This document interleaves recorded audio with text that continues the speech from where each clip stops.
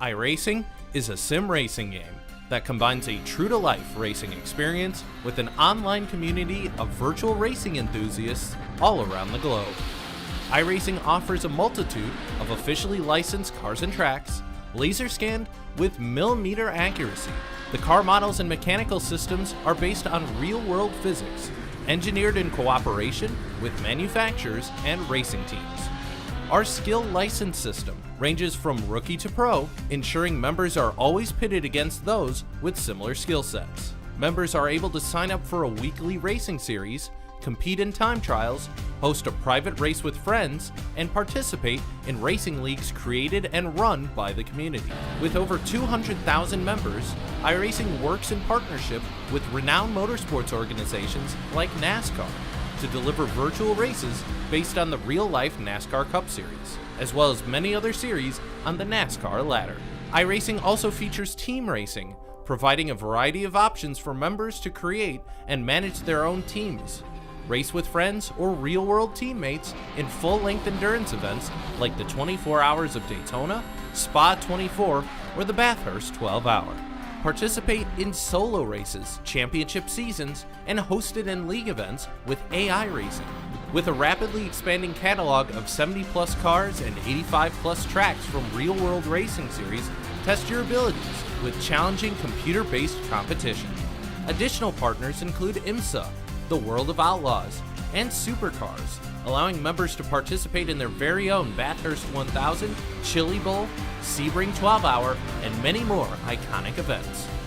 This is iRacing, delivering the most authentic racing experience short of getting into a real race car. Sign up today at iRacing.com.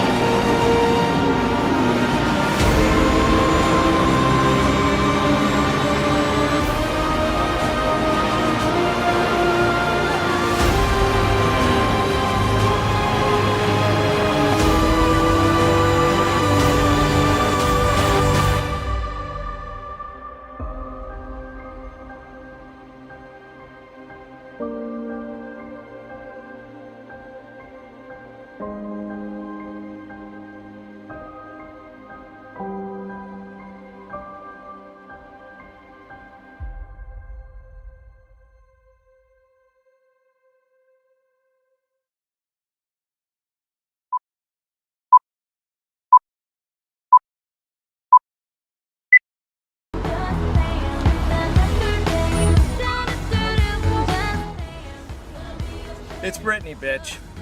And I am back.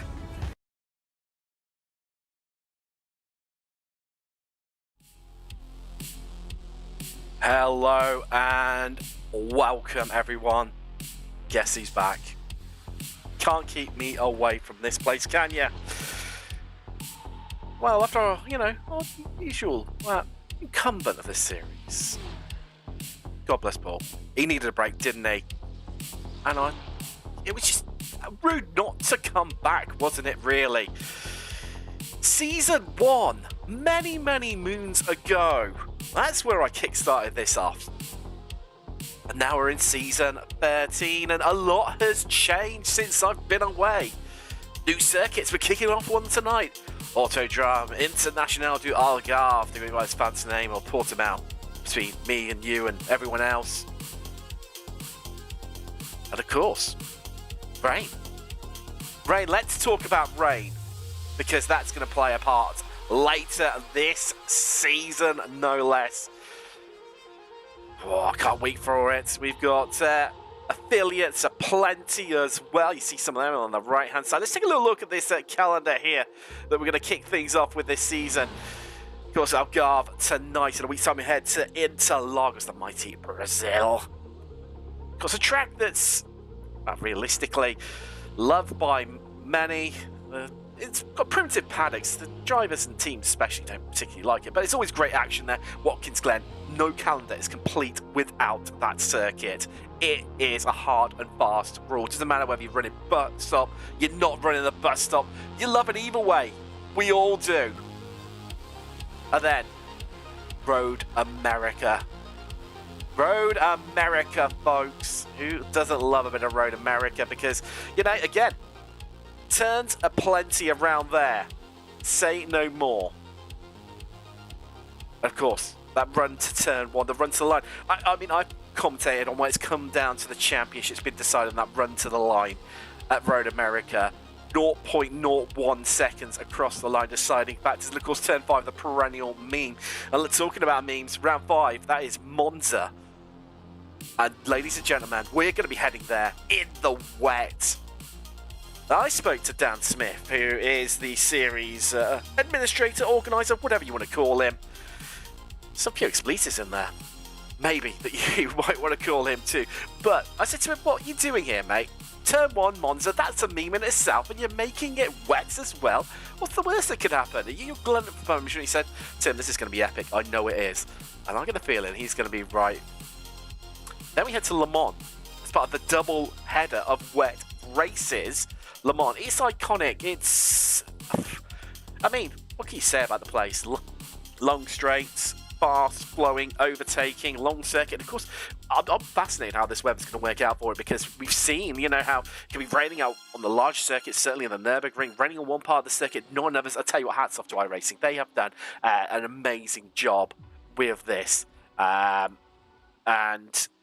well, this is going to be another jewel in the crown. Then we head to Sebring, of course, this weekend. The Sebring 12-hour, no less, won by Acura. Of course, there's no GTPs here. It's all GT3s.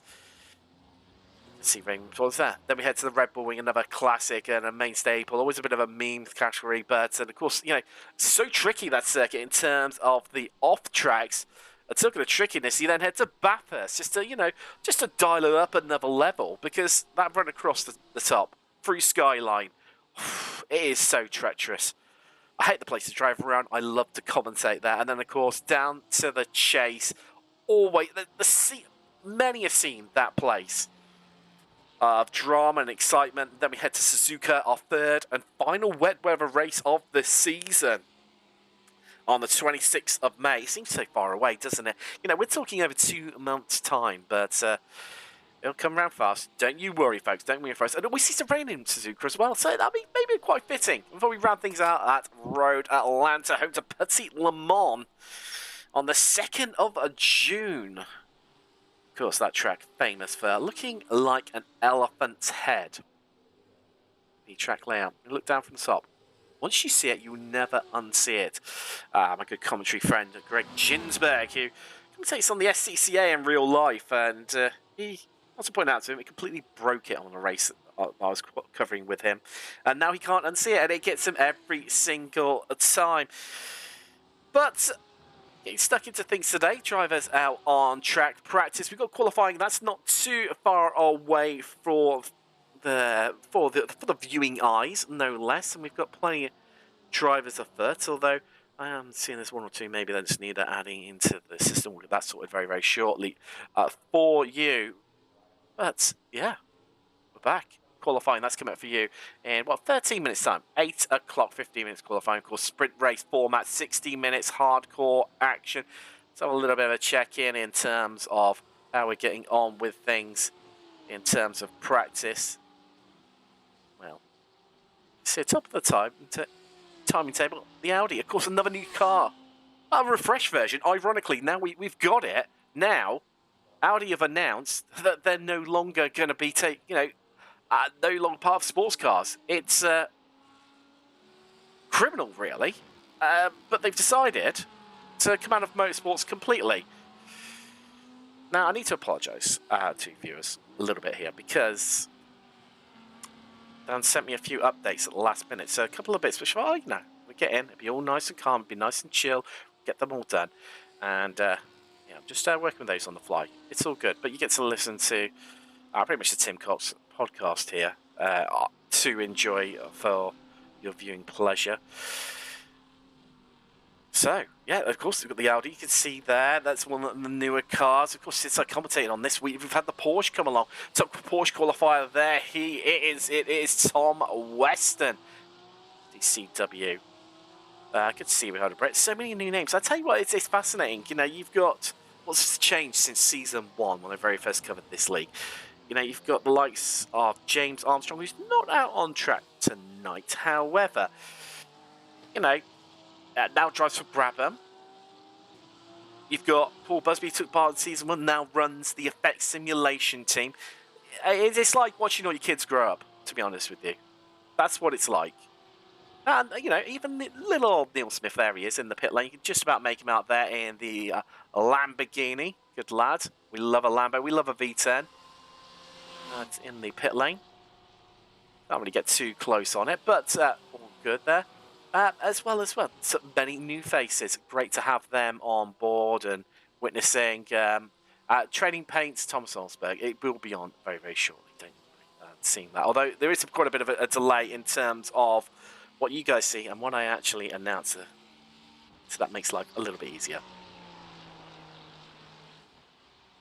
Makes life a little bit easier. So yeah, not long left in qualifying, and we're going to get things in the way. Bit of a smaller grid of what we've normally had over the years gone by, but that's not the end of the world because it makes my life a lot easier as on the production side. I'll tell you that one for free, because it means I get to focus on so many more of the drivers. Big grids, they are great fun. Do not get me wrong. Commentating on a few of them last week, in fact. Big grid. First big grid wet weather race on the iRacing service. Formula 4 to Okayama. Of course, another circuit. Had its change as well, no less. And, well, I tell you what, it's, you already know, don't you? Because you've all, I'm sure, driven it so much. Entertainment from start to finish. That's what we've come for. That's what we're going to get tonight. No less. So we got out there, doing well for themselves. So, a bit...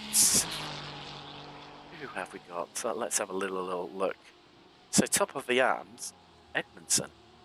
Absolutely, he's in the pits at the moment. Another one of the many Porsche drivers with us tonight.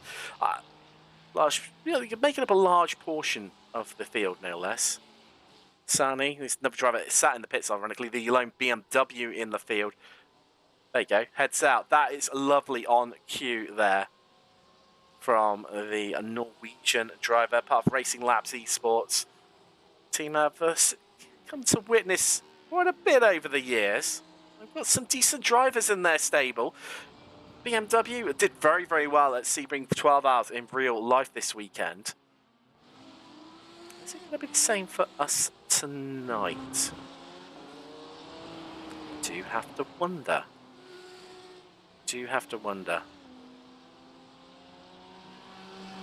Surely it's always a firm favourite. So reliable, so stable.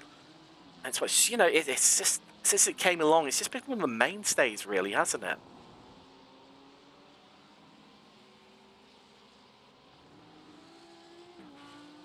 Not the most invocative, shall we say, of all the cars.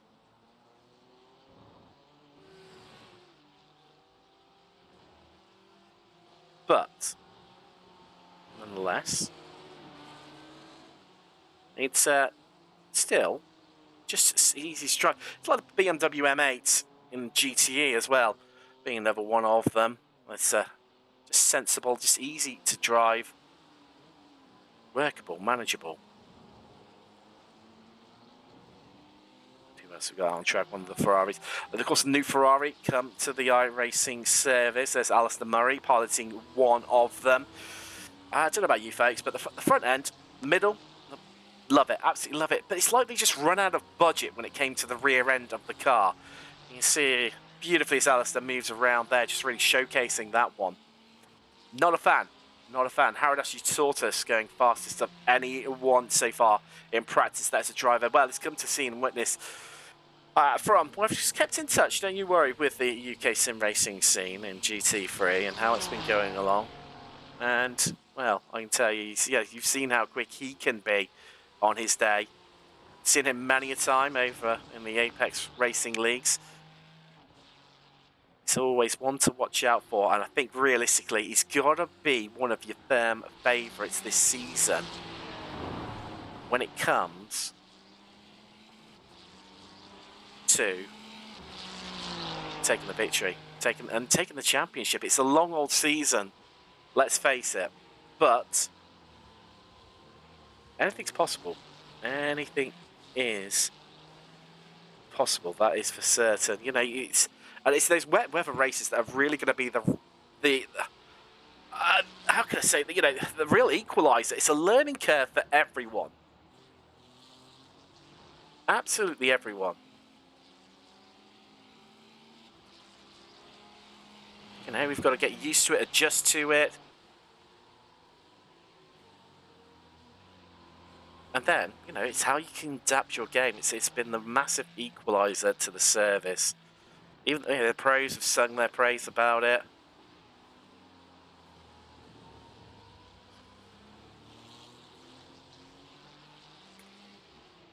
Nathan Willoughby there moving up into third. He's one of the, mentioned earlier, the aforementioned guys over at Effect Simulation, who really seems to be ripping things up at the moment. You know, really getting involved themselves. Olympus, another team to keep an eye out for. And Race Clutch, I named them my 3 teams to watch out for in 2024 during a broadcast. Really, you know, set my oar out there, and I still stand by that massively. 3 teams you really need to keep an eye on. I think they're gonna rip up the rule book a little bit, and you know, see them more and more in these top splits. Making hay while the sun shines. So not long left in practice right now. We've only got 5 minutes to go then before we get things underway with qualifying. That's another name. New name for Peak Sim Racing, Casper Tunstead. So, well, to Casper, just overall, just Darren Sharples there, just going ever so slightly slower than Casper, but improving, leaping like a salmon up through the order, no less.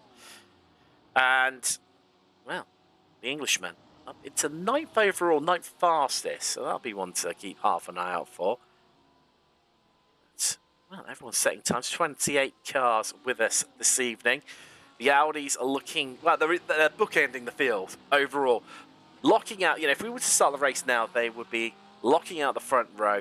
And then we've also got Nicholas down in 20th overall in the Pro-Am category. He is in 7th in class. And then we've got Guy Kalau as well. He's 23rd overall in the Am category.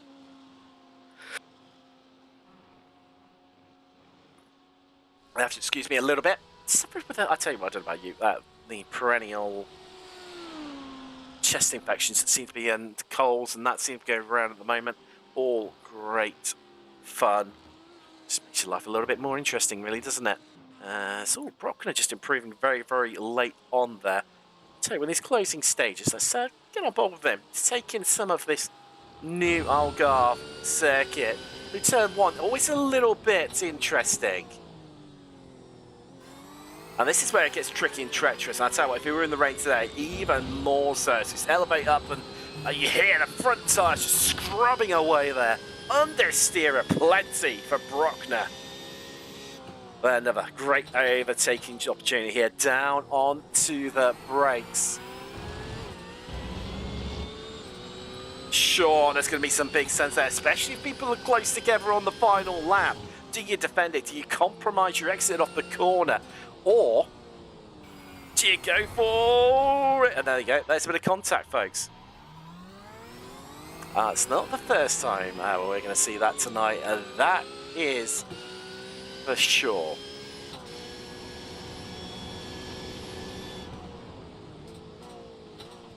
And he decides to bail on his lap. Understandably, bit of the old damage on board there. And straight to the pits for him. Pick it up, and there you go. On your pay. Portuguese driver. Old dudes in cars. Sit on board with him and we'll pick up. But instead, just left off there. To the brakes, here we go. This is where we had the contact previously at a Samsung. Down the hill for the left hand, the up lane, Craig Jones will take on Paul the Malcona. It's right hander really tightens up. How do you attack here? He goes in early, hugs the inside, and then ultimately the middle ground there before you drop down the hill into this hairpin of a left hander. Plenty of commitment through there. First spot before really onto the brakes. Could be ever so tricky to overtake around here. Sargis, and then it's full power, full to the max commitment. Realistically, all the way down to turn one here through the final corner. Galp. Feather of the Thrall, that crest is so treacherous. And heads into the pit lane. 30 seconds left on the clock. Lovely stuff from him. And not many left out on track.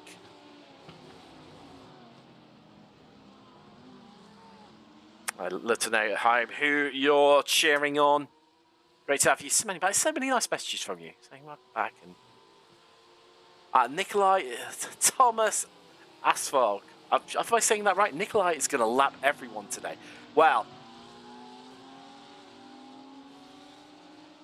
Thomas, that is a big claim, my friend. That is a big claim, and also saying, you know, not for me pronouncing his name correctly. Well, you know, you cover a lot of series, a lot of international drivers. You get used to all that shenanigans. But good news, folks, we are into qualifying. Let's get things underway. Who's going to take that first pole position of the season? Let's find out together. Buckle up, folks. Here we go. Of course, lone qualifying in this series. Now, that has its advantages and its disadvantages. Oh, Neil, what have you done, my friend? Well, let's move on quickly. We didn't see that. Curse the commentator. I've only been back 5 minutes already. Striking hard here.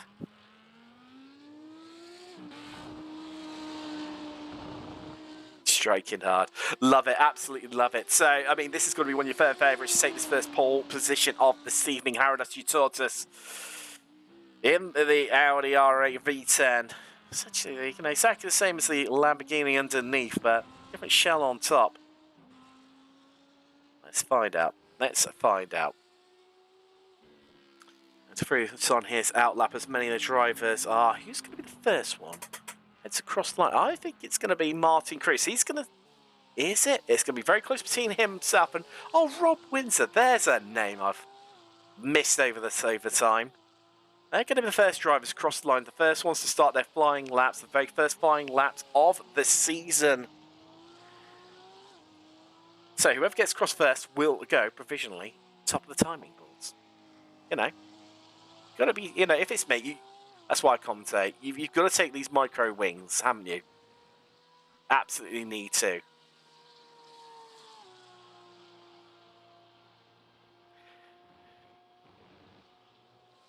It's got to be a point in which you're first in life. It's got to be a point. There we go. There goes Cruz. Off he goes. On to his first flying lap of the season, the German. Down through turn one. Bit of a dicey line there, not too bad. As I mentioned, close qualifying helps. You've got a lovely free track. However, when you have open qualifying sessions, you do have the ability to slipstream off people. You can, get you a few extra spots on the grid. Of course, the higher you start up, you better chance you've got a finishing high up. You tend to finish where you race. Of course, unless you have a big incident into turn one. First time we've seen all that one, or experienced that, no less. But Profield, top South by saying Profield is P Cup day. It basically is, my friend. It is basically Porsche Cup class. So, well, that's wrong. 911 class would be a better way of putting it. It's not Porsche Cup, of course. As Cruz is making his way around, set the benchmark time, no less. And still looking for predictions in the chat. Come on, people. Who are you looking out for? Who are you supporting? Who do you believe is going to take that first pole position of the season? And also, get your predictions in now. Who do you think is going to take away that first victory of the season? I'm going to try to grab some of the drivers after the race, see what they're thinking. Well, there you go. And that's what happens, folks, when you have too much mustard on your sandwich. Out the final corner. So Rinza goes top. There he is. That's the time to beat. Well, was the time to beat a 1:44.68. Now 43.05 from Casper Brockner. Big incident there. Coming out of the final corner for Martin Cruz. He will go again, though. He's pushing too hard, leaning on those tyres. Sharples is second in Pro.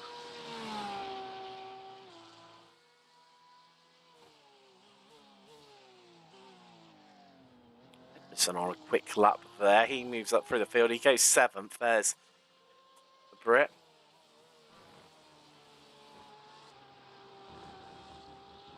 That's Nicola Agard goes top. First driver to get in the 142s. I'll tell you what, he's done it by a considerable margin there. 7/10 of a second over anyone. Wow, that is absolutely astounding from the Scandinavian driver. He's won the top 2 in qualifying with Haradas Tortoise. He's putting a real banker lap for his first one. Only 15th fastest in qualifying, 4 seconds off the pace. Clearly trying to build up the tyres, bring in here. And that's something I've heard about, that quite a few drivers, looking, you have your out lap, first lap, you're just merely commuting around. It's that second lap is your push lap. It's when you go for it, and they're having great results off of it. I think that's what he's after today here.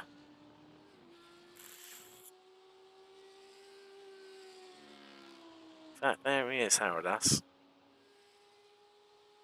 Going to go across the line. Here we go. What we're going to see here, there it is. It's pole position, and he does it by over a 10th. There's a Lithuanian, stunning stuff to the top of the pile. Smith, after saw his spin, goes 15th overall, 7th in class for him in the. Oh, what a 2 Lamborghinis we've got in the field. In fact, Jack Barker, the other one, he's just headed to pit road. So it's Daniel Pace. Drivers who were keeping an eye on earlier on. Cross line. Any improvement from him?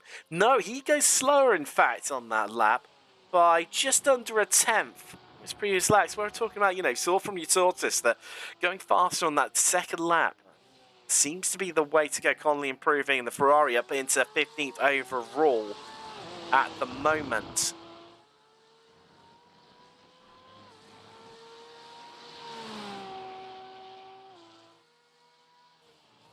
Isn't love a bit of GT3 action on your Sunday evening. Of course, UK Sim Racing. If you want to support this community and all the funds raised from this, by the way, put back into the community and the streams and teams, etc. See all our affiliates just scrolling away in the top right corner, just below the track map there. Some of the companies that we work with. Head across to the Discord. Use those affiliate links.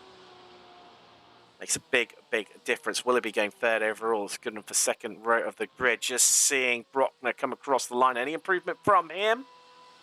We'll wait for it to update. Also down in the description, if you want to stay up to date with what's happening, the live timing is available for you. Should be a link there for you to click on. Another driver going slower here. On his second lap. It's a lovely, lovely retro-looking livery. I am a sucker for a bit of a livery. Paul Holliday, my friend, I think you might be winning this one early. Retro Apple-esque. Just showing out my age a little bit right now. Down in 22nd, ninth in Pro-Am, no less. I mean, a bit disappointing. In the card number 23, could at least be in 23rd overall right now. Even so, that's 11th row of the grid at things stand at the moment. Conley just improving there.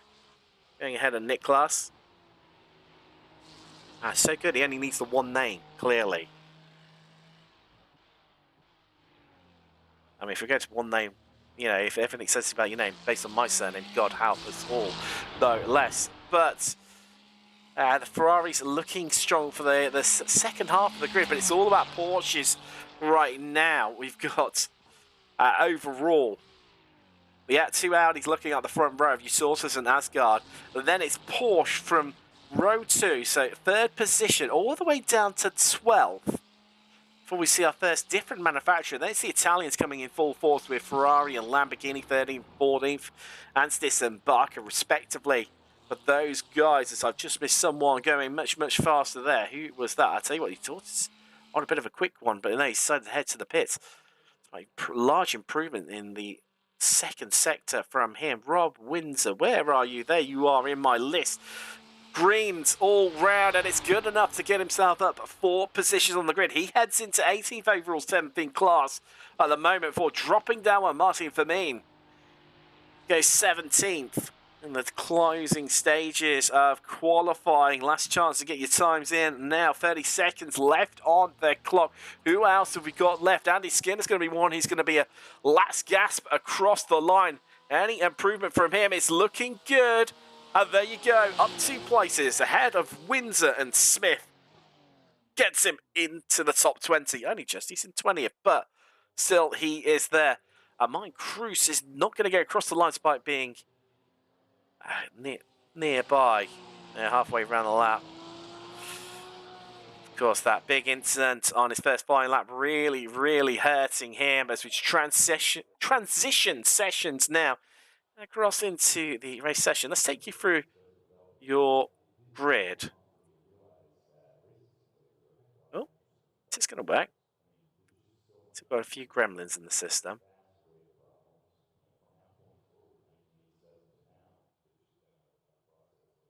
No. We're gonna...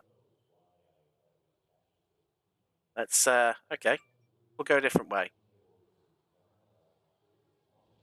Everyone there. Oh, that's why, because we're into the warm session. Not used to that one. That's why. It's caught me out. I tell you what, you might be a pro, but still, lovely flashing there from Cy Hartley. Ants this out. Now, do we have... Let's get zoomed in on that. Let's get a better angle. Do we have a new potential winner? I mean, Tiki Simsport, they do have some nice looking liveries, and that one's not a bad one indeed, I tell you. We might have found a new favourite here.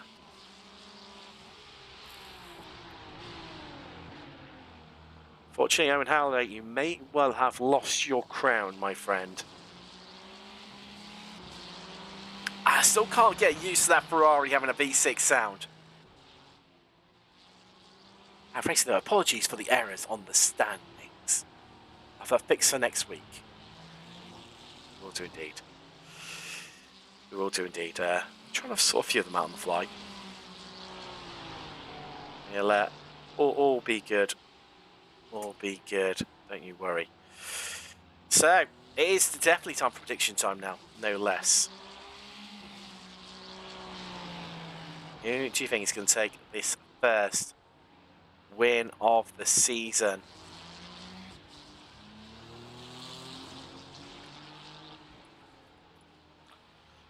Well,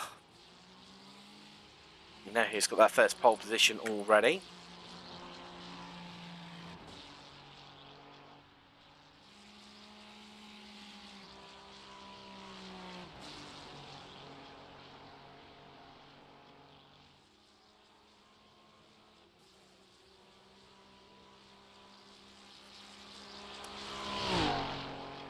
Okay, he's getting another one in there.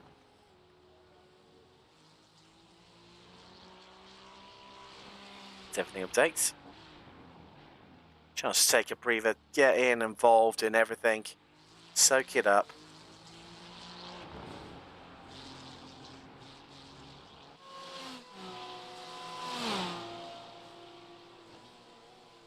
It wasn't Owen Halliday, apologies earlier, who had that cracking livery. So, God bless Trading Paints, and I tell you, some of the livery makers like that do an absolutely stunning job. But for little to no money at all. There's a few people who stream on Twitch with their, doing the painting of the cars. I've got a skill that I do not have, that is for sure, on that one. It's always a little bit ASMR-y and a little bit relaxing, should we say. To sit there and just watch in those ones. Jesperton said one of the many Danish contingent in the field. Oh, hello. So in Halliday going, well, wrong way around the track initially there.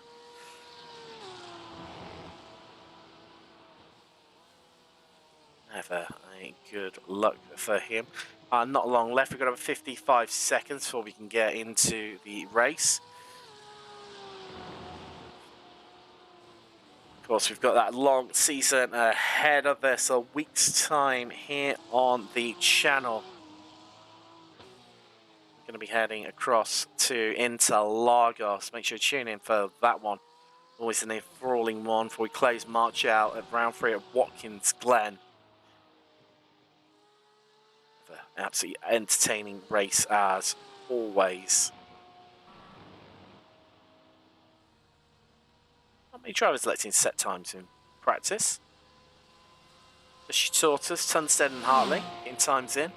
10 seconds left on the clock, so we'll be heading across very, very shortly. Sarni another one there. Steiner Starny. BMW. So there we go. We've got 4 different manufacturers on before Brockner disrupts the party and slaps another Porsche in there.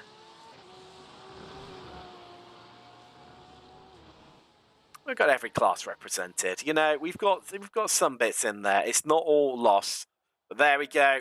Now we can say as we transition across to the race session. Porsche 911 safety car. It's set out there patiently waiting already. Let's take you through the first grid of the season. It's Harold Tortoise on pole. Nikolai Algarve joining him on the front row. It's Willoughby and Brockner making up row 2, while Tom Weston has Marvin Cruz, who had that big incident early on in qualifying, joining him on row 3. Collicott and Sharples make up an all-British row of 4. Row 5 is Lawrence Marsh and Jack Barker. Barker being the first of that train of non-Porsche runners. Well, sorry, to break up the train of Porsche runners even. Second in class as well. Row 6, Daniel Pay and Matt Edmondson. Let's move through the grid. Casper Hunted and Ilya Ratani make up a row 6. Row 7 is Anstis and Connery. Nicholas and Firmin make up row 9, sorry, there. And row 10 is top 20, completely Lysani and Skinner. Rob Windsor has Neil Smith for company, while Cy Hartley and Paul Holliday make up row 12 of the grid. Row 13, unlucky for some, let's hope not for John Davis and Guy Kalau. While Aston Murray and Owen Halliday round out the 28-car grid, 14 rows. Excitement, drama. He's going to take those class victories. Who is going to take the overall victory?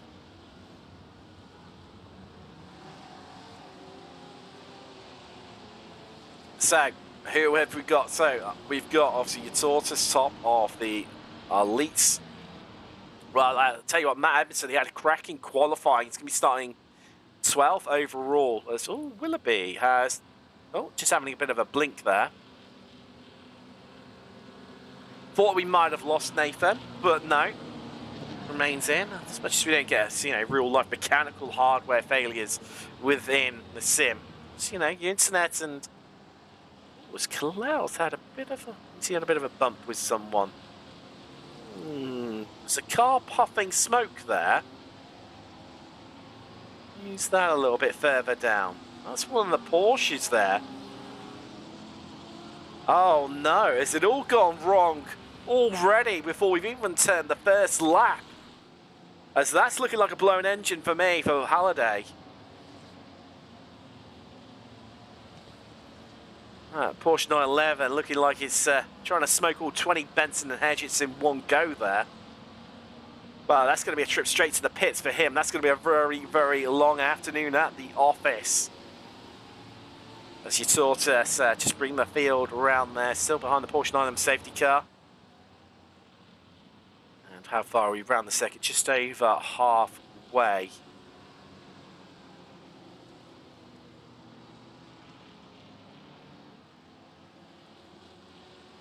So, drama, and we've not even begun the season. What are we going to expect? What are we going to come to experience when we get to the business end?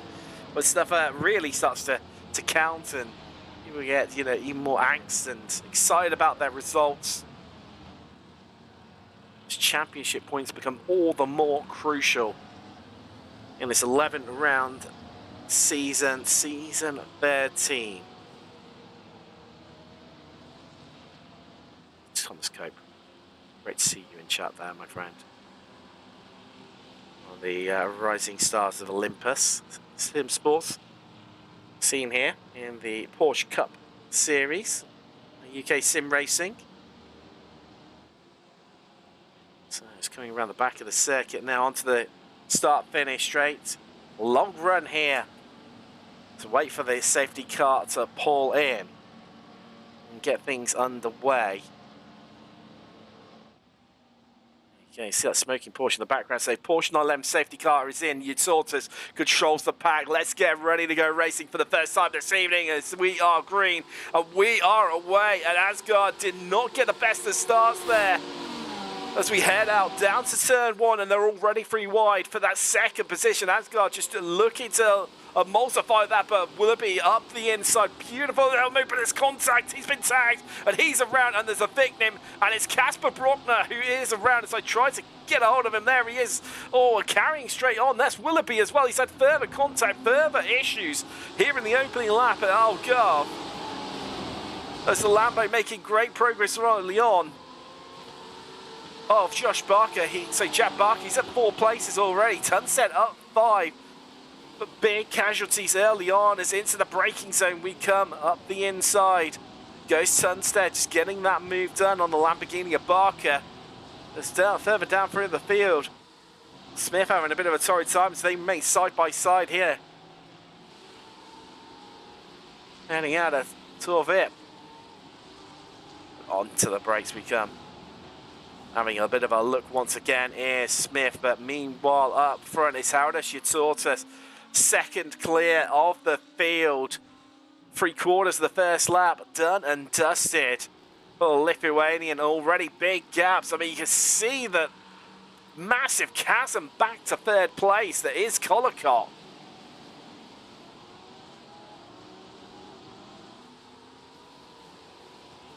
Sorry, 4.3 seconds back to him in 3rd, and there's a train emerging, a gaggle of Porsches, Marsh, Sharples, Pay, Tunstead, it's on a long line, and it's Kolokot, the one to lead this train to hunt down those Audis up front. Or is he the cork in the bottle that's holding this train up, that want to close that gap down as the Audis just run away with this here at the end of lap 1. No messing whatsoever Exhaust is looking strong. A class win. That's Colocott moving through now. About turn, well, let's say defined that one. Turn 4 technically. Many found it more as turn 3. It's kind of corner numbering system defined by motorbikes no less. And they have to take it as a corner. It's classified as a corner, even if it's just more of a kink in cars. Don't you worry, I'll be laying you lots more of those completely and utterly useless facts throughout the season. So down in the midfield there, Brockner well down on his compatriots in Pro. Next one at the road is Tom Weston, who's in 10th overall. Brockner down in 16th after the incidents on the start saw him descend down the field. Start he wanted as Edmondson just having a bit of a... Oh, that's a little bit slow. Is that Tunstead? I think running a bit slow off the corner. Yes, it is. And now, everyone ganging up on him, trying to find a way past. That's a lovely little move right around the outside there. I think it was that Sharples. No, probably it was Sharples himself who was just having that bit of an issue, but it's already kicking off here.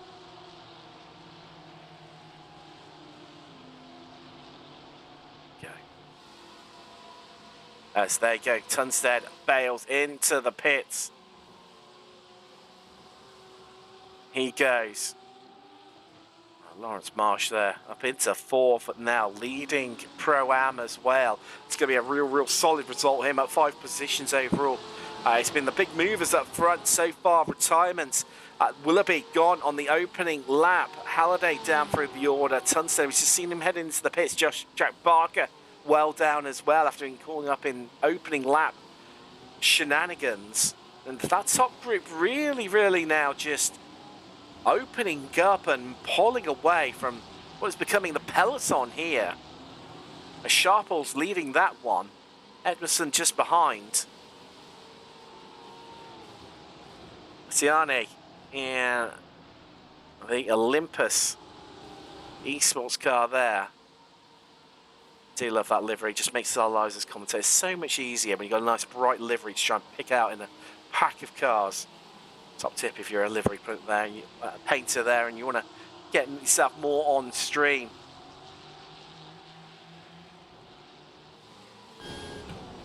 On board with Edmondson now for UKSR Hoy. Winding things up here. You can see the rear view mirror there in the center console. More of a camera, isn't it?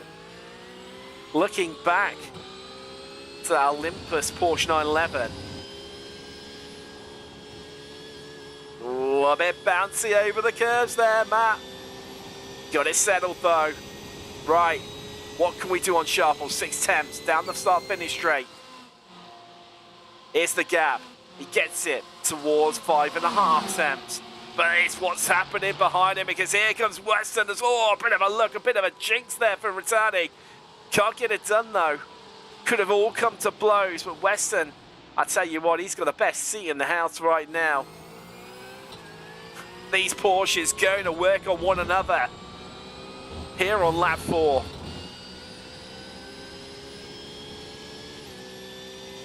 It's good overtaking place here, but it's going to be a bit too far back. Here's Weston making attempts on this lap.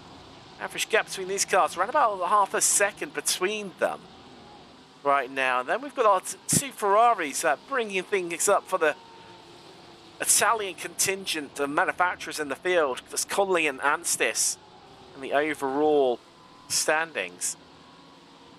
Only last car inside the top 10. So he's not seeing anything of our top 2, but they've just full-on checked out Asgard himself. So Asgard even putting a random S into his name there, Racing Lab Esports. He is, look at that, 7.1 seconds clear of Colocott in 4th. That was a bit close from Weston. Not necessarily the most obvious overtaking opportunity around there, but it's yo-yoing between themselves, Vitali and Epperson, of who's under attack, who is making the attack, who's getting on it. Masani really looking like the force to be reckoned with. Oh, that's going to pick up probably a 1x, but he won't care about that because he's closing in on Edmondson as they come across the start-finish line. 7 minutes complete on the clock. Lap 5. Are we going to see a move? No, we're not. Going to think twice about it. We're just going to back out of things. Calm things down. We've got plenty of racing here to do. You never guess, but I tell you what, Weston, the cheeky, just sensing an opportunity there. Can he get Rattani on the cutback? Can he get underneath him? Can he get to the inside? But there's a staunch defence there for the Macedonia driver. But it's going to be Weston to the inside. He's going to beat him to the apex. But now, this is where the beauty comes in of Portimao, because he didn't get the drive off, and the next few corners are all right-handers, and that plays right into the Olympus driver's hands. And all that's going on, Matt Edmondson there says, oh, thank goodness, it's not me who's getting overtaken, attacked, sniped at. As he tries to get after Sharples, who's just sitting chill and calmly there in 6th overall. 3rd in class right now as well. Absolutely loving it. Wrecking day for the Brit. And the old dude's in card as Kalau has had a bit of an... Ooh, he's jumped straight to the thing. See if we can pick up that very, very shortly. Sticking with this battle, it's been absolutely scintillating for the last couple of laps. 6th through to 10th. Not the only battle we've got going on. Niklas there on the drivers. Keeping an eye on only, what, some 3/10 behind the lone BMW in the field, that is Sani. Racing Labs, eSports across the line, the Audi. But it's been powerful in the hands of Eutortis and Algarve. Not going to be close enough on this lap, I don't think, to get a move done there. Meanwhile, a little bit further around the track, Weston. He had a look this time last lap. Has another look again. Asks questions of Brittany yet again. But not as successful this time around.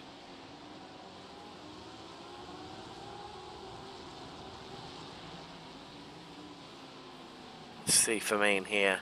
Another one of the many, many Porsches. I'm making up around about half the grid. More like 60% in fact. Oh, the manufacturer out of Stuttgart. It's further down through the field. Halliday getting a move done there on Jack Barker. Barker, one of the cars caught up in early on incidents. And that Lamborghini. That's why he's still the way down in 23rd overall, but Halliday runs into him in a deep end. Well, Barker says, thank you very much, kind sir. Surely going to cement this one, and slams the door right in Barker's face just to... Sorry, in Halliday's face, just to really, really affirm that, saying, this is my spot. It's not yours. So he looks to come back through the field. I mean, he's got time on his side. We've got 50 minutes on the clock. However, I mean, he finds himself way, way down on where he would have been previously.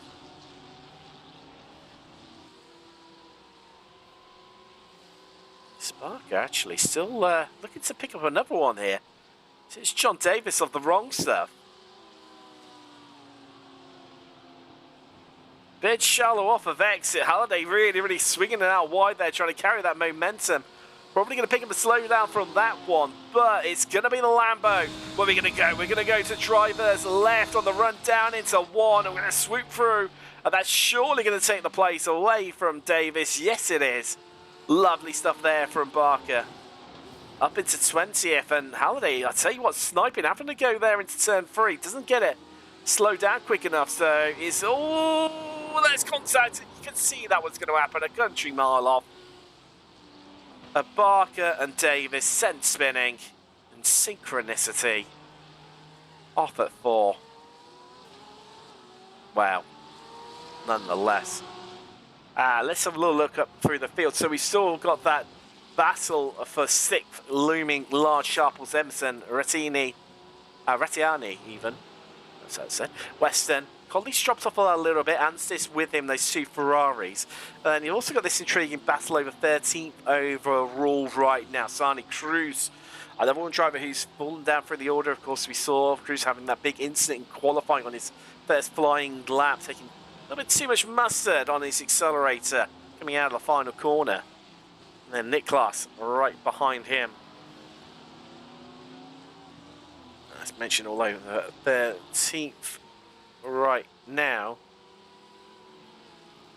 Not sure whether that had a flickering update, but it did. There we go. Let's stay in touch with what's happening here, though, because we're going to get a move. Where are we? I could feel it happening. Bastiani just backing out of it there, thinking twice about it for now, but has a second bite at the apple. And Edmondson caught completely unawares, caught completely napping. Can he get the drive off the corner here on the run down to Torvip to try and reclaim that place? But he's just too slow off the corner, and the straight is not long enough. And the Olympus driver moves up into 7th. Well down on his fellow in-class driver that is Utortus, who is well off up the road. He's nearly a fifth of the circuit ahead of them. In fact, he is a fifth of the circuit ahead of him. Which is just really showing, I mean, how little we've seen of Utortus. Really just forcing home what sort of a dominant display it is. And now, two old dudes in cards, Porsches, control this group in the form of Sharples and Pay. But Pay, slow off the corner there. Ricciardi really got that just a bit between his teeth. The confidence building. As we reach quarter of race distance nearly. Starting to think about it. Trying to pick another one off, inflict misery. Of course, Marsh is right now, he's at leading class in Pro-Am. And Pay, wow, almost within touching distance of him. And needs the help of his teammate Sharples, though, to bring him up through that order. Epicene can maybe understand, you know, leading just why he's just content there, trying to stay out of this fight, trying to keep his nose clean to secure that class victory. First one of the season here from Portimao. Sun out, looking beautiful. Check in with the weather here. Not the full weather map, but you know, we're getting there. 21 degrees Celsius, lovely track temperature for the drivers. Going to be nice and cool. Tyre wear and overheating, not so much of an issue. Allowing them to really push on. Go for the attack. Beautifully cool evening.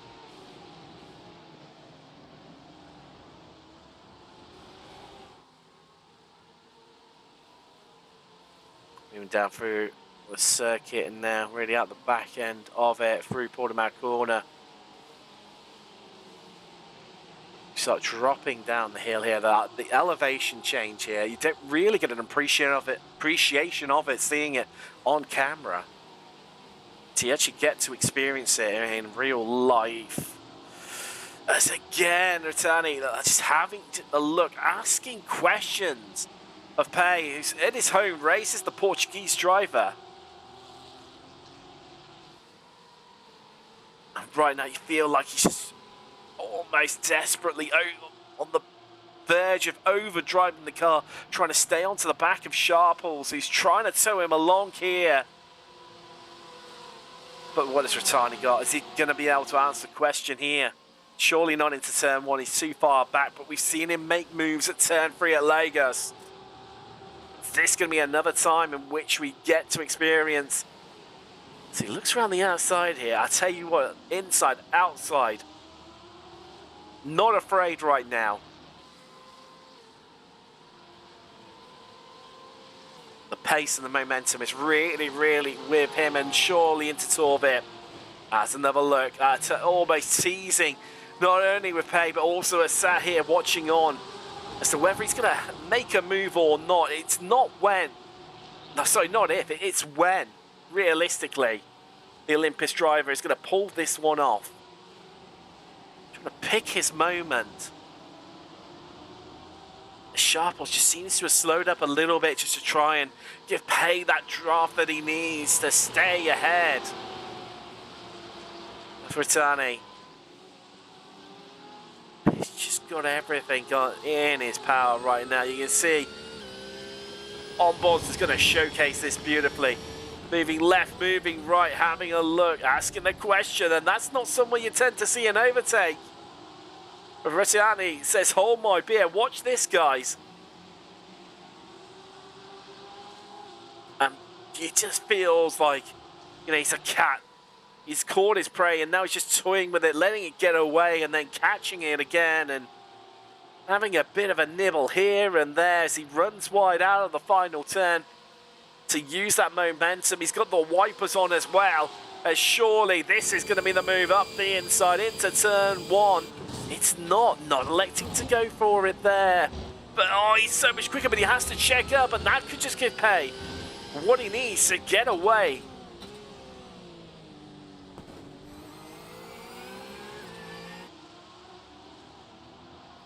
Oh, this is why we love it. Meanwhile, just a little bit behind, Western has got ahead of Edmondson, or has he? Yes, he has. He's got that one cemented. Edmondson does tuck in behind, but that does now mean that James Conley in the Ferrari, you can just see in the background there. There he is, in fact. He is second in AM.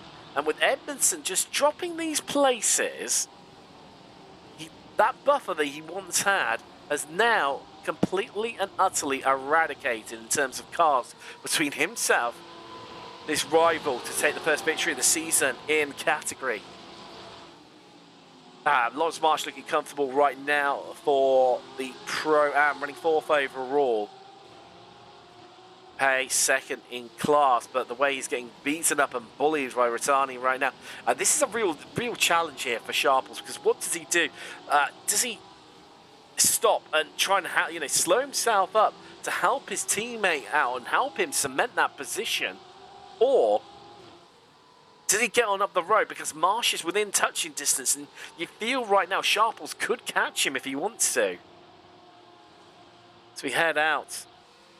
These drivers going to start lap 12. 20 minutes complete, very nearly here in the season opener.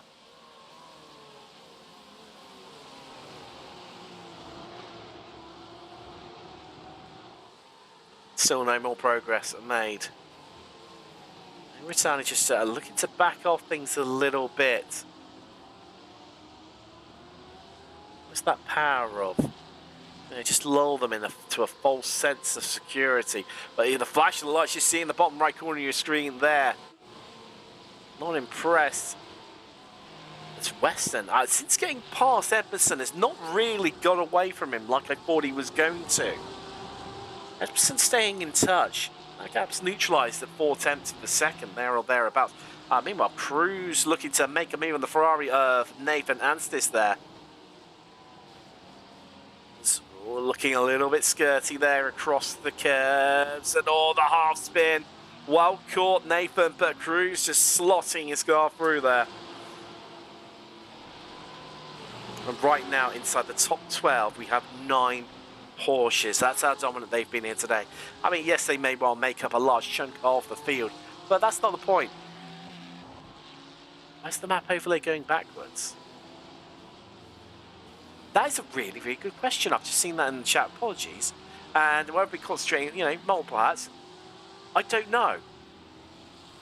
That is bizarre. That is really, really bizarre. I don't know. Newer track to the service, and clearly within SDK Gaming, it's having a slight moment of working out whether it's clockwise or anti-clockwise, maybe. I don't know.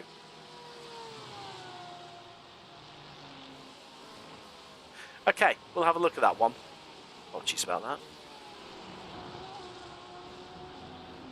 So let's just stay in touch with this one. So while I was looking at that,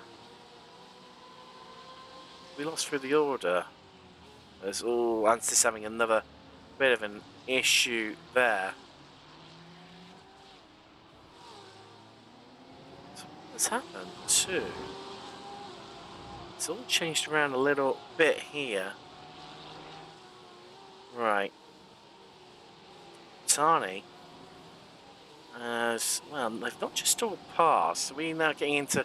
Oh, we're not too far off of their times. No, had a bit of an incident.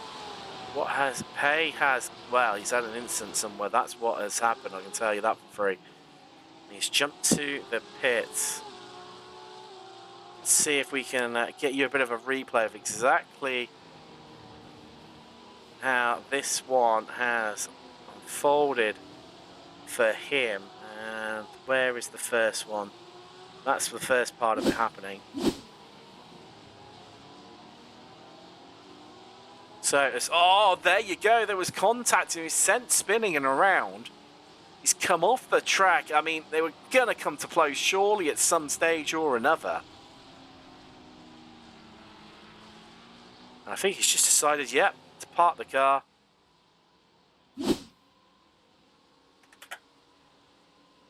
And well, that is the end of that one for Pay. After what looked like such a good run. That battle that was just really, really brewing up nicely. Such a shame.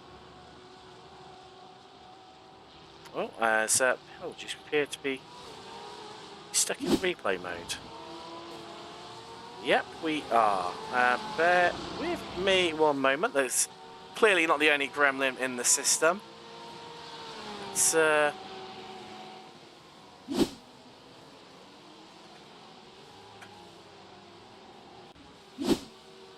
we go. Got it sorted. Got it sorted. We're all right.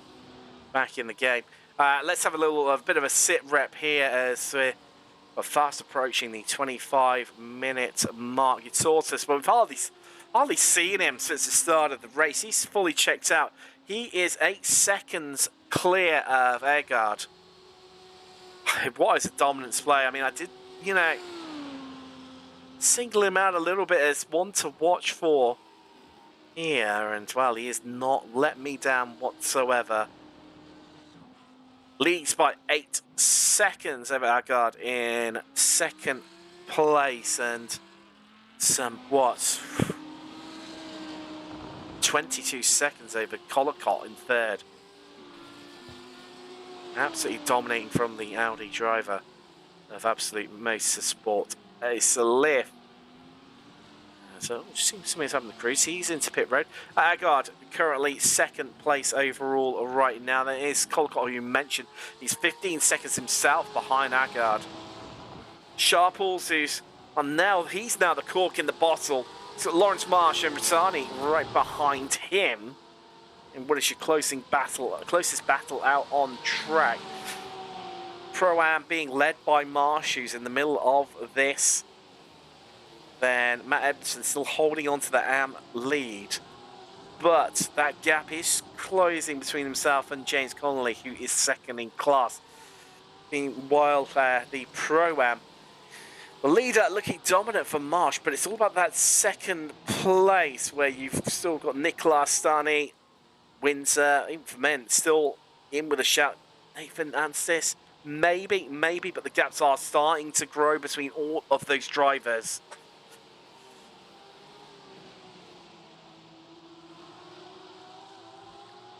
Western now coming along to join in the fight, just taking a couple of attempts out of these guys.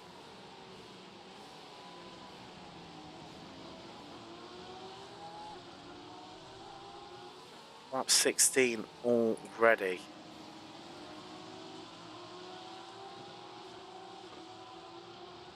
And the map overlay still going back. Sorry, the track map still going backwards. To the point of what we're going to do. We might even get rid of that. There we go. Because we can't have things going around the back wrong way, can we? Sharples. That gap shook down to 2 tenths. Western still desperately starting to keep his, wow, foot in the game here.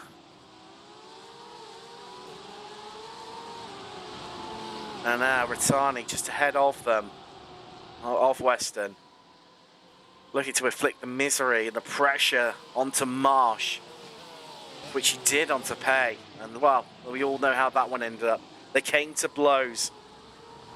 It all went south.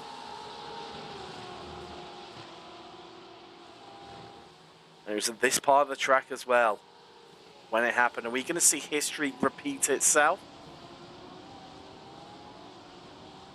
Well, let's face it, this was, only, what, a third of the way through the race, of which they came to blows. What has Bastianini got within him and up his sleeve for the latter stages of the race? You do have to wonder. And it could well be one to watch in terms of the neutral for surprises and drama as he lives up to the billing here on lap 17, trying to take the place away from Marsh. Sharples will get away from this as quickly as he possibly can and try and put some fresh air between himself and these two. But Marsh withstands the pressure, holds on for now. But is he within shouting distance of being in slipstream range down the back straightaway? So the front straightaway, I think he is. But there's only 1/10 between these two. Oh, and it's up the inside. It's the lunge. It's the dive. But look at Marsh. He's keeping his car alongside it. He's going to use that momentum, that extra speed. Oh, but it's late on the brakes from the Olympus driver, and they bang wheels there. Coming out of free. And he gets the move done, but Sharples has pulled out an extra 0.6 of a second here over this group from all that battling, all that infighting. And now, look, there's Edmondson up onto the back of this group. What's he going to bring to this party? Is he going to bring anything? He is absolutely loving life, leading Am right now. And by, well, a healthy margin as he's got away from Conley, who's second in class in the Ferrari.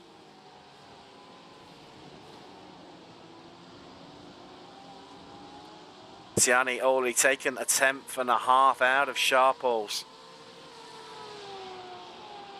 Does March decide to come back at him and do battle? Is it worth the risk? We've seen what's happened already to Daniel Pay of All Do's in Cars. Back on lap 12, when they came to blows. That's the Welshman. He's, to be fair to him, currently leading Pro-Am, and probably as much as would love a good battle, in a similar situation to Edmondson, who's behind them.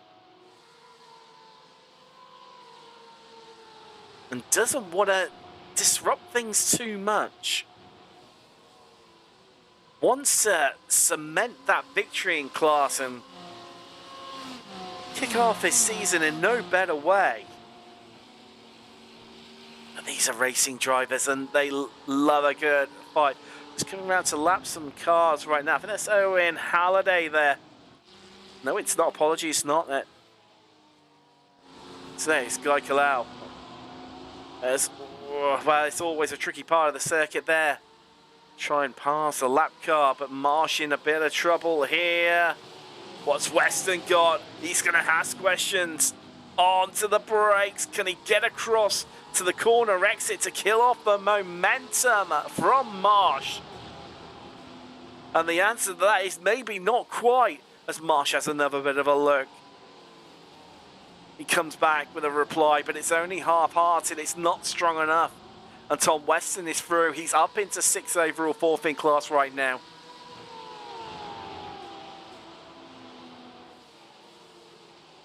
Done. Right, next one for Rotani to pick off is going to be Sharples. You get the feeling that's going to be another, well, like it was with Pay. Not when, but if. Not if, but when even. I'll get that one right one time.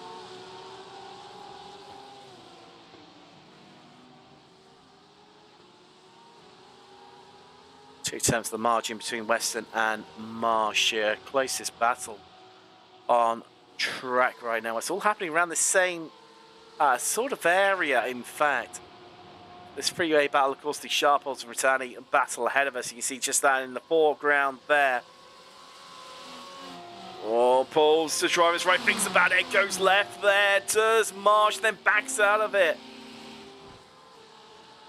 Like a prize boxer, dipping left, dipping right, ducking, diving, dodging. trying to wear down his opponent mentally and physically. Filling his mirrors aplenty. This gap closing up. It's free temps as well here. Fortunately, the camera angle's not quite wide enough to take in all of this. Let's not forget this little battle we've got here. Nicholas and Connolly are different classes. Now, Nicholas is the interesting part because he is in Pro-Am like Lawrence Marsh, the Welshman who is leading class in 7th overall and embroiled in that battle just in front of these. Ferrari not looking strongest today either. The Audis, of course, have been oh so dominant up front, having locked out the front row on the grid and then just walked away with things into racing conditions. And maybe Marsh is just starting to see that. He can see that this class is just on his relative now. He's coming for him. And playing it nicely, playing it safely. Maybe just is not enough anymore.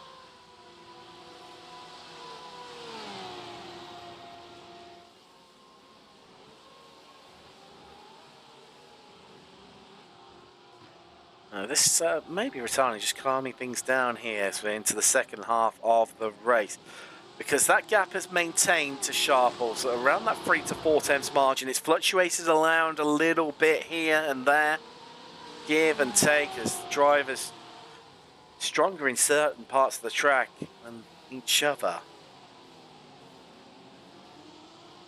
But the advantage, or maybe the disadvantage, or at least the way we'll get to know if who's the stronger driver, is the fact that they're both in exactly the same machinery. So those cars will naturally be strong and weak at the same parts of the circuit. It's not like you've got, you know, a BMW behind you, Darren Sharples, that can just mash its way across the curbs, or they've got that big grunty V8 in the Mercedes AMG GT. Taking just that little bit more time, just nibbling. And it's not tenths, but it's hundredths of a second that Rattani is taking out of Sharples. Bit by bit, like a little mouse holding a biscuit between its two front balls, just nibbling away at the edges. And that's going to be a move surely done as they bang doors. They both still maintain and have their wing mirrors. But Connolly, oh, no. Ah, was that a bit of contact there? Was that a bit of contact? Let's take another look. We'll see if we can get it from the helicopter. So they bang doors there. It's the race off the corner.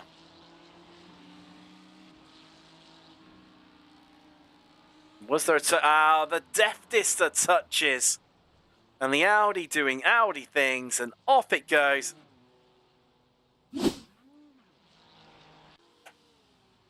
And well, that is all she wrote. That's good enough to head to the pit lane.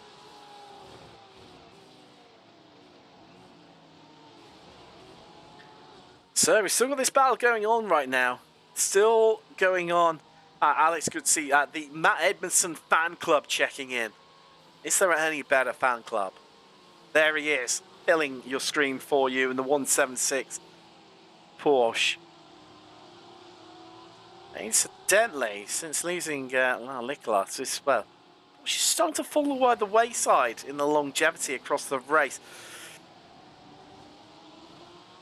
Having said that, two of them coming closer together here. Well, three of them, in fact. It's John Davis. He's up 11 spots himself into 14 at the front of this train. Then it's Casper Brockner and Marvin Cruz, both of old dudes in cars, both from pro category, and both 4 tenths behind. Paul Davis will probably feel like he's been ganged up on a little bit.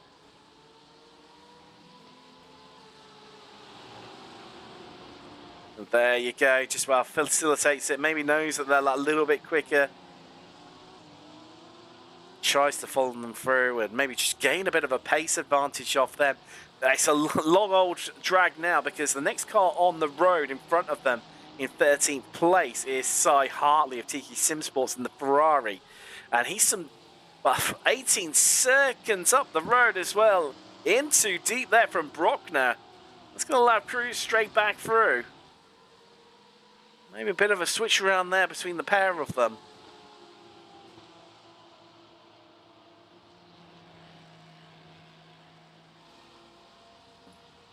As into the pits goes Davis. Pit road. 37 minutes, nearly 38 in fact on the clock here.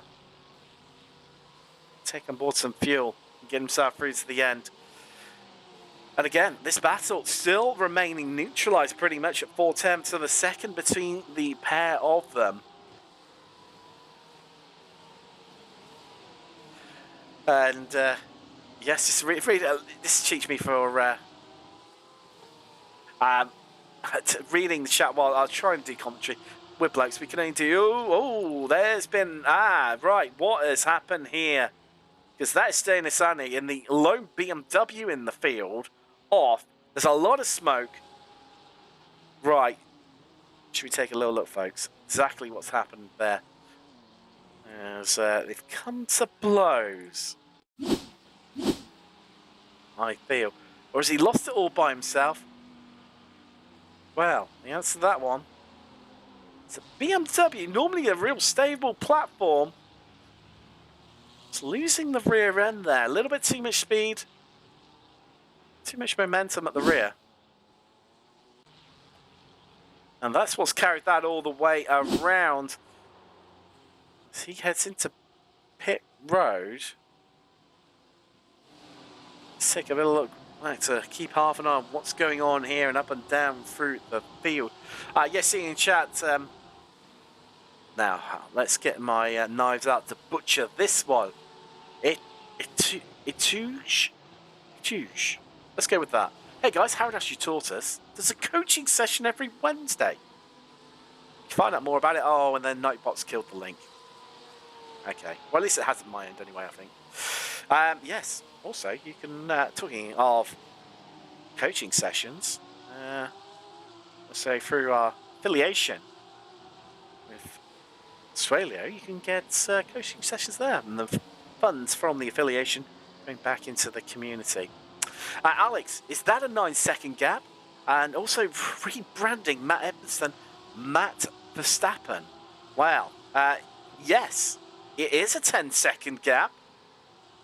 Well, there he is. Loving life right now is Matt Edmondson.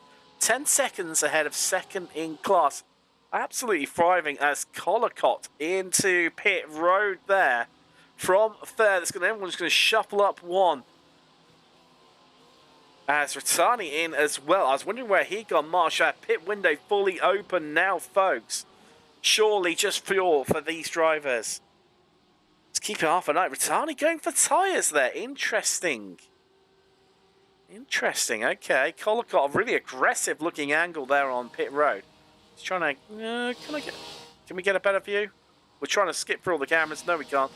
Really showcase that one.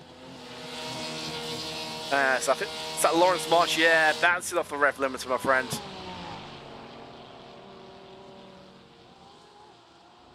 Hashtag not my engine. Okay, so Collicott has come out. Well, that's really good karting. So he's come out just in front of Skinner and Hartley. Sure, he wouldn't have wanted to come out just behind them because that really could have just backed him up into Rattani and Marshu. I've been stuck in that battle with Sharples as well and Tom Weston. So, is that our lead two? Yes, it is, into the pit from the top two positions. Well, he's been so dominant. That's why we just haven't seen him at all, really. Howard actually taught us.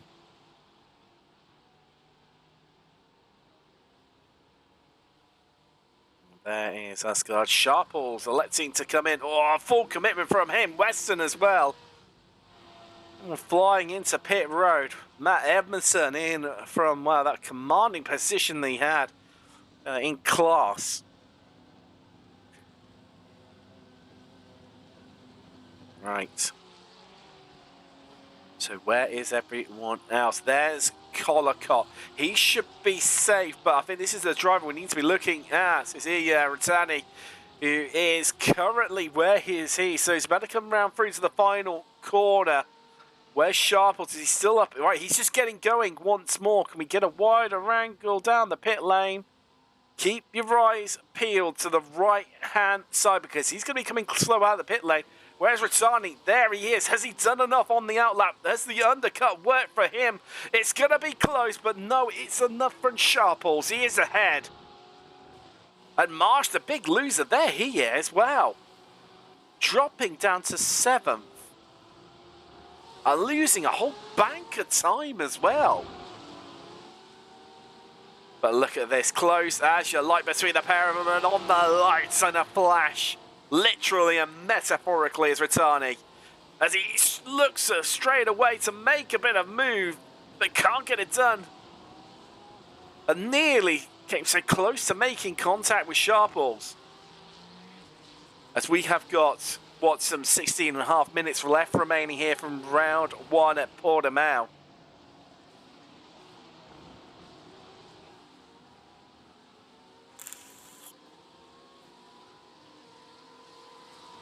And who's going to grab this one? Sharples or Rattani? They are ever so close between the pair of them. Rattani been just ever the aggressor throughout the whole race so far.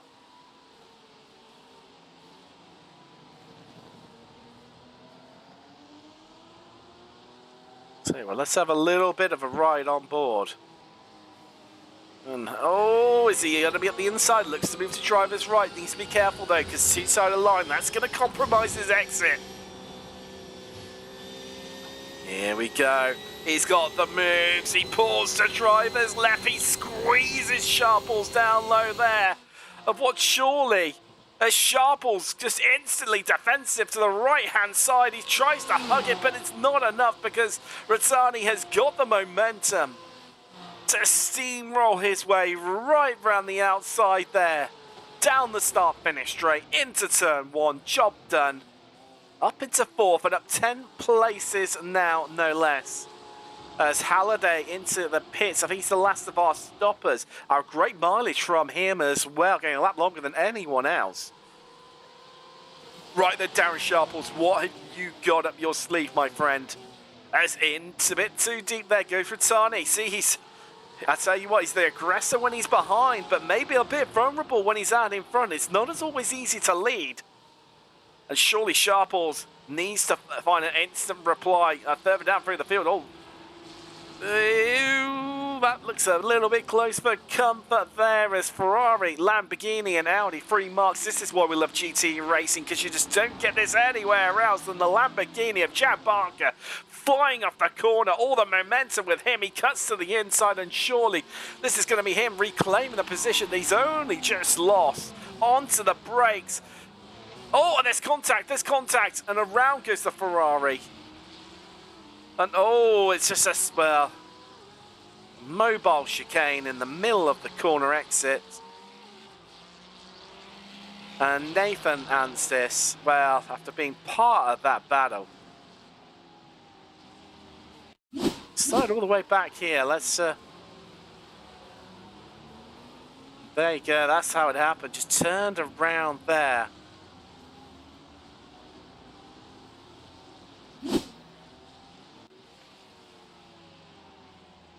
So unlucky from him. So unlucky. Right, Sharples still hot on the tail of Rattani, so that's going to keep us entertained. No less. Nicholas and Fermain, they are, so Femini are very close to one another, and that's actually a battling class right now. So that is over 5th in class. See there, the Pro-Am category, and they lie overall. As Nicholas into the pit save, right, that's going to disband that one. Mani heading on.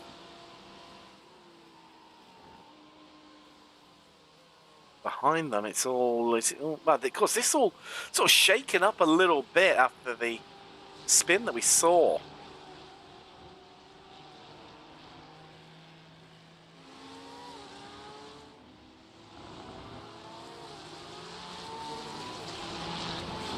Cy Hartley, well, slow off the corner. That's not going to help your situation whatsoever. The Ferrari, it's just not looked at the races here today.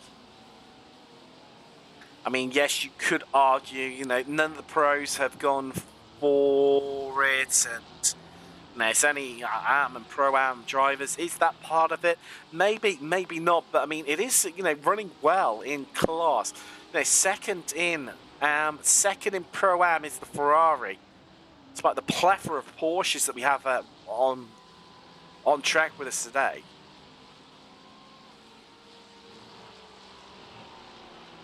Right. Clock says 12 minutes to go. We're on lap 28. And still Sharple sat behind. No, he's not. He's dropped time. If I've read that the wrong way round, that's Tom Weston who's right on his tail.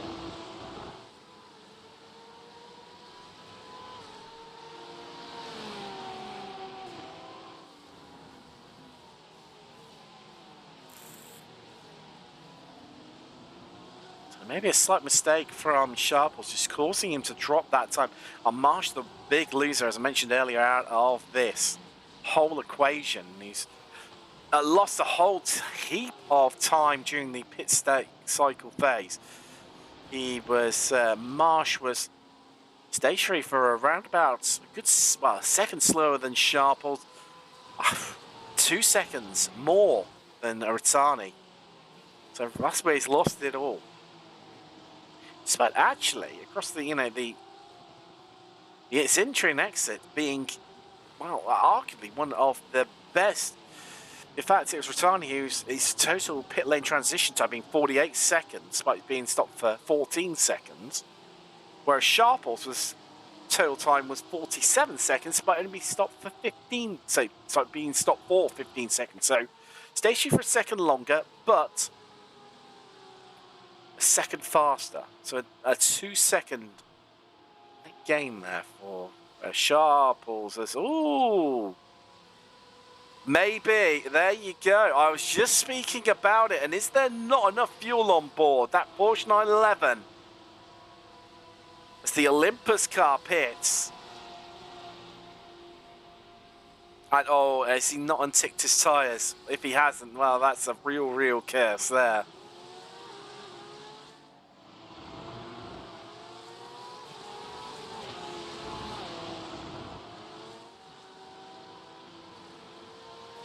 Right. Whoa. Do we calm down or do we kick off one more time as we head inside the last 10 minutes here from Portimao, the season opener, season 13. And Ratani, oh, he's not got going again. I'm wondering whether he's just decided to park it after he's realised his mistake.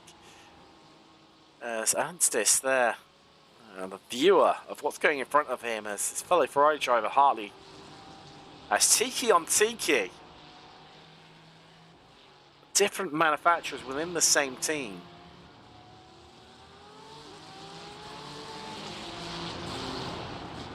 Yes, and Ratani not moving whatsoever as the Olympus driver. So I think that's going to be another retirement. Well, say another retirement. Daniel Pay and Nathan Willoughby being the only two retirements so far.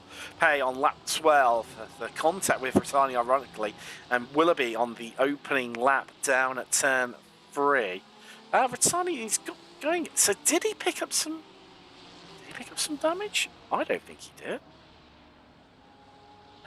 Now. Did he have? No, hold on. I'm gonna have to. I think. Has he had a bit of an incident with a back marker in the form of Niklas? Let's take a little look. So there's Niklas. So right, he just loses the rear. That's nothing to write home about. We've seen that before. Did he get going? did he make contact with him? No. So I don't know what's quite caused that incredibly long stop. Right, well, what did he... Well, that just baffled me even more now, viewers. Baffled me even more. We'll see if we can find out exactly how that one unfolded and why it was occurred. So, key battles to keep an eye on here inside this last 10 minutes. Is the battle for 4th between Sharples and Western. Brockner versus Cruz. 2 old dudes in cars. Horses fighting over 5th in class and 8th overall. Then we have got, well, what we can see on... Actually, no, we've got another one in front of us in the form of James Connolly. A little bit up the road. That Ferrari leading for me. And so that's the battle 13th right now. There's 2 in different classes. And then the freeway fight between Skinner, Hartley and Anstis. 1 Porsche leading 2 Ferraris. But it's those top 2 in this group, the interesting one to keep half an eye on. Because that is the 3rd in AM being played out for us. As we're down to 6.5 minutes remaining. So, business end of the race. And with a 1 minute 43 lap time around here, roughly, well, these drivers more, that's by our leaders. Well, incidentally, our top 2 running 143s. The only 2 drivers to do so throughout the whole field. Everyone else, high 145s, 146s is what we're roughly looking at. But Rob Windsor has incidentally just set a, well, he's had a bit of a spin, that's why he's just set a 153. Still up 10 places is Rob and running third in class, not rubbing.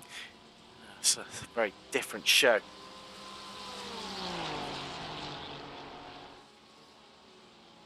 So, yes, these 2 Tiki cars. Ooh, Skinner just a little bit skirty on the brakes there.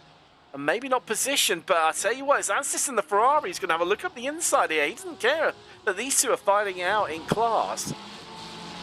It's a piece of the action. He wants to get up another place overall. He's up into 16th now. Job done. Job done. Lovely stuff from him. Right, the other battles that we needed to look at have all pretty much diminished, and this one is not far off either.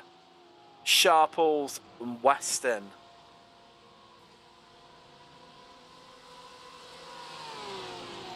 And out of the pits has come, well, he was there previously.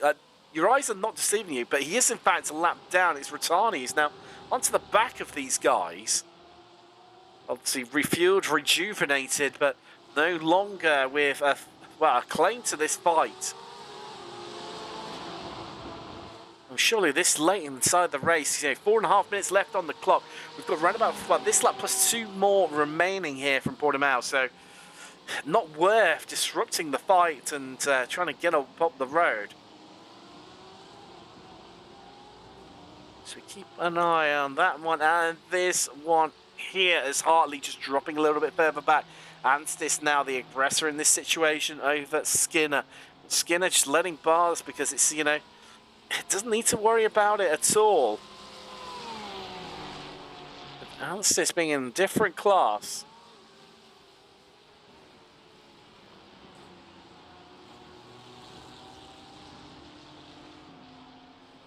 Through turn 3 and has a look, just thinks twice, backs out of it, does Anstis. The Porsche there running a very different line to everyone else and all slow off the corner. So what has Hartley got within his locker here? And the road's blocked, he's got someone to his left as well. And that is the lead Audi of Howardus Utorsis just heading on his way through. Right, could he play a part of this story? Skinner leads Hartley, and it's Anstis who has made it through there on the brakes. Look, got it done. And now we go back to Skinner versus Hartley for that 3rd place in the AM category. Emerson, wow, so dominant today, like Utorsis has been overall. Asgard looking good for his class too. The Audis have just walked away with this one. I mean, if you take the gap between first and third, Caldecott 42 seconds behind your Tortoise. That is some hefty, hefty margin. Racing Before saying, did he fill up the tank to the brim by accident? Maybe. But then you can cut it short, can't you? You can knock it down. Just thinking about what happened previously to Pisani, who we saw involved in that fight. Lawrence Marsh just being caught by Cruz. Rejuvenate Cruz, who was caught on that incident early on, but has fought his way back up to 8th in class now, and this one closing in as well. You can tell we're getting towards the end. Oh, and Weston is going to be absolutely... Well, is he going to be fuming?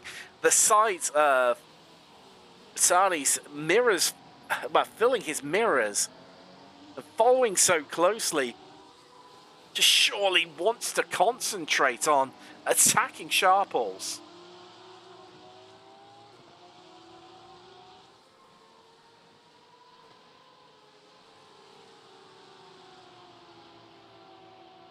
Here we go, folks. Across the line. What has Weston got? Can he find a way through here?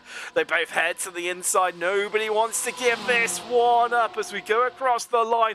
They swing out wide. It's Weston on the right side of your screen, on driver's left, trying to drive it right around the outside, but he can't get the momentum. Sharples has got it covered. He looks to the inside. He asks the question. Sharples says, no, you're not having it there, my friend.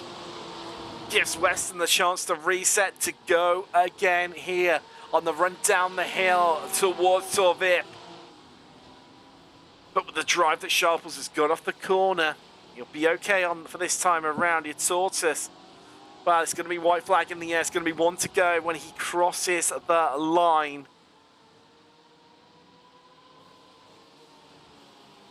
Which means that for these guys... There we go, it's a Tortoise across the line. Barney, you can we make him out to the left-hand side, just waving his flag profusely. Stay in touch with these guys here. This battle that's being played out for third in class.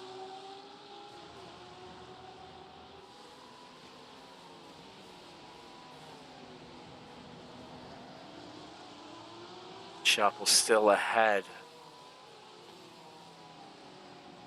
But can he hold on for another lap? Has he got it within him? He's built that gap up to half a second. It's as big as it's been for a little while now as we head round the final corner. And down the start-finish straight is 4/10 of a second. Does it get lower? It's 3/10. He's closing. We're on board with Sharples, but it's Weston is where we want to be. Last lap as we're over onto the hour mark. 1 hour complete. Here we go. You've got to give it everything you got, Tom Weston. All or nothing now. Or we're going to see the defensive masterclass for Darren Sharples.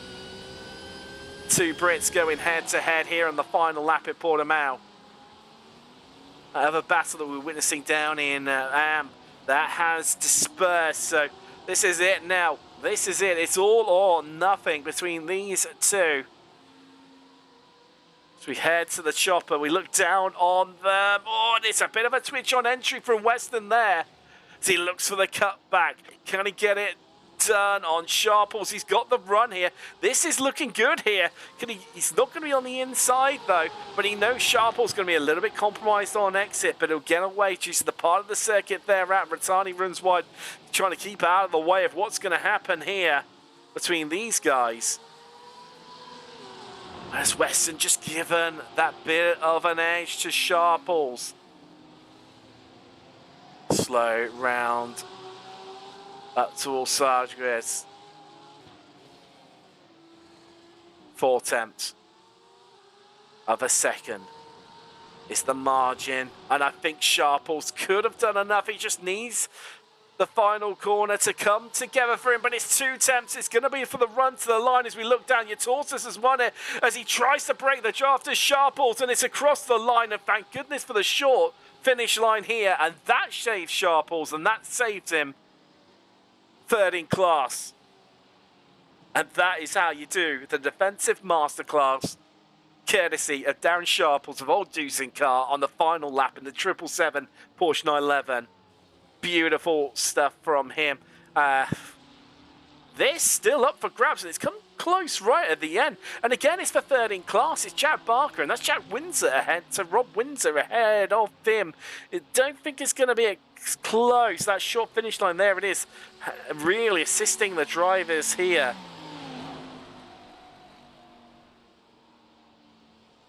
Whew. Wow. Welcome back. Back with a new season. The slate white clean. But still the same action. Yet again, after all these years and seasons, some things just never change. Death, taxes, the swimming pool on the Titanic being full of water. Of course, great action here in the UK Sim Racing GT3 League. But it's this guy who's, well, actually, no, he's come off track. He's been that long. I mean, Harold Tutorta, so fair play to him. A little bit of a photo moment there between the old Deucing cars. So we attempt some appalling donuts there.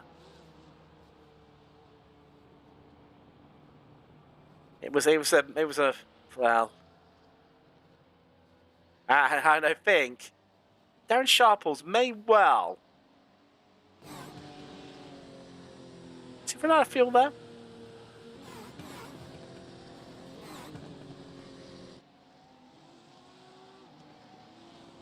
And that's what you do to a friend and a teammate who's run out of fuel.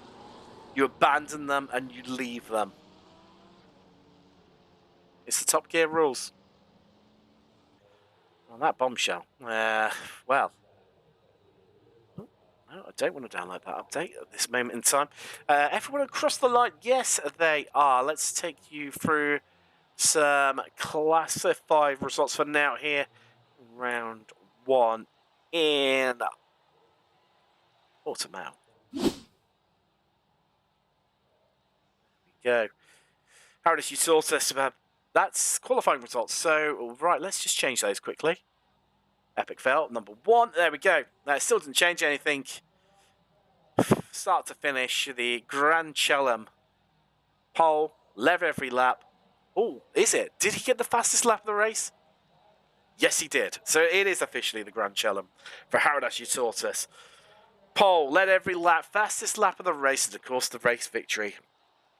And the 56 Audi for Absolute Motorsport. Congratulations to him, first winner of the season, Nikolai Algarve, that comes home in second. I mean, a respectable 19 seconds behind him when you consider that Mark Caldicott on the podium overall was 46 seconds behind our winner here today. Sharples just clinching hold of 4th there by, 2/10 of a second at the line over Tom Weston. That battle keeping us entertained all the way to the finish. Matt Emerson, congratulations to him, win in Am, and a solid result as well, finishing 6th overall. He's going to be really happy with that one. Marvin Cruz in 7th. Marsh winning Pro-Am as well. Solid result for him. Could have had a better result overall, but just didn't quite come to him. Paused pit stop, so he dropped through the order and out of that fight. But, I mean, maybe in some ways he would have been happy to be out of it. Casper Brockner, 9th, a good recovery drive from him. Steiner, Sonny running out your top 10 for Racing Lab Esports. Rob Windsor and Josh Barker having that run to the line there. Came out of nowhere. A bit of an eventful day for Windsor. 11th and 12th for those two, respectively. Martin Vermeen finishing 13th. James Conley 14th. Then it was Anstis. So Conley being the first driver, 1 lap down. It's the Anstis, Skinner, Hartley, Davis. Let's move down through the order. Davis in 28th with Halliday and Nicholas running out your top 20. Then it's Kaliau, who another driver had a bit of an event for Rotani. Well, all went wrong at the pit stops for him. Neil Smith, the last driver, 1 lap down. And 2 laps down were Murray and Owen Halliday. They're into retirements. Casper Tunstead, we lost on lap. We'll classify him on lap 30 out of 35. But definite retirements, Daniel Pay and Nathan Willoughby. Lost those two on lap 12 and the opening lap, respectively. I'll tell you what, should we have a little look, folks, and see. Well, we're taking some of these lovely images of Portimao here. There we go. Let's have a little look and see if there's... I'm going to try and grab some drivers for... Well, I just sort out what I'm doing here. There we go. We'll see. Well, there's one person sat there, all by himself. Let's see if we can grab him. Andrew Skinner, are you going to be my... Oh, and well, there we go. There's the answer to that one, because they have not given me the permissions on Discord to move people around. So I can't. Is the answer to that one.